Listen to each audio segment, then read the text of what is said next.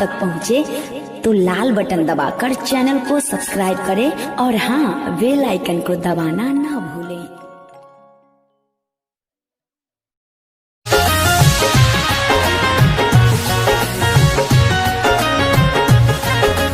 DJ कलीमराज, Chandni Chowk कुबैर Darbhanga, Chandni Chowk कुबैर Darbhanga, Chandni Chowk कुबैर Darbhanga. सुतलो पाओ करना मिलत हुई चैन हो, हर घड़ी हमारे लाए हुई बेचैन हो। अखिया के कजारा धोवत हुई हो, अखिया के कजारा धोवत हुई हो। हमरा बिना एगो पगली रोवत हुई हो, हमरा बिना एगो पगली रोवत हुई हो।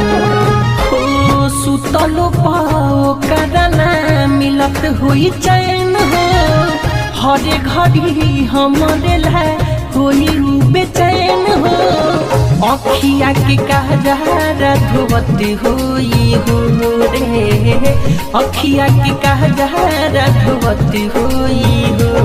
हमरा बिना एगो पगली रोवत हुई हो, हमरा बिना एगो पगली रोवत हुई हो। डीजे कलीमराज, चांदनी चौक कुबैर दरभंगा, चांदनी चौक कुबैर दरभंगा, चांदनी चौक कुबैर दरभंगा। अपनी रिकॉर्डिंग स्टूडियो दिल्ली।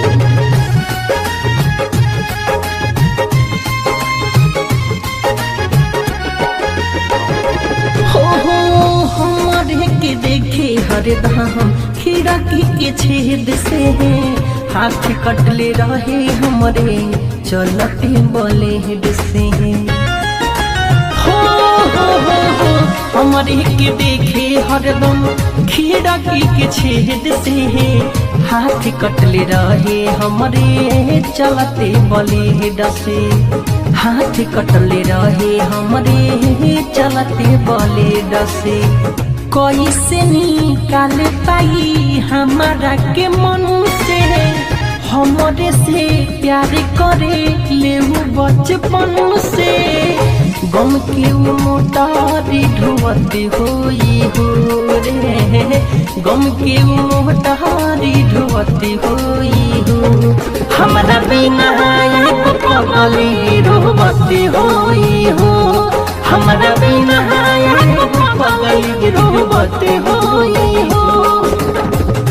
डीजे कलीमराज,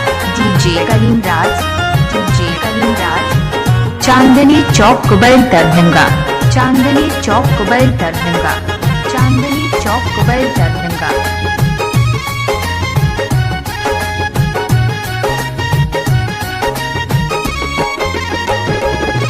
हो हिचकिया बात हुई खैला के बाद हो, निर्मल जोगिस के जब करत हुई याद हो। हिचकिया बात हुई खैला के बाद हो, निर्मल जोगेश के जब करत हुई याद हो। निर्मल जोगेश के जब करत हुई याद हो। चले गई भले हमारा जिंदगी से निकाल के, भूले नहीं पाई अपना मिठू मार सहल के। दिनों राती रही आज हत होई हो, दिनों राती रही आज हत होई हो। हमरा बिना एगो पगली रोवत होई हो, हमरा बिना एगो पगली रोवत होई हो।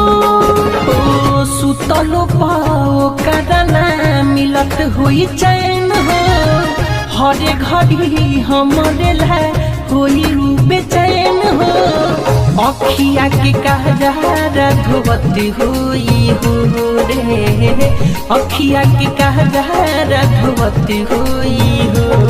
हमरा बिना एगो पगली रोवत हुई हो, हमरा बिना एगो पगली रोवत हो। डीजे कलीमराज।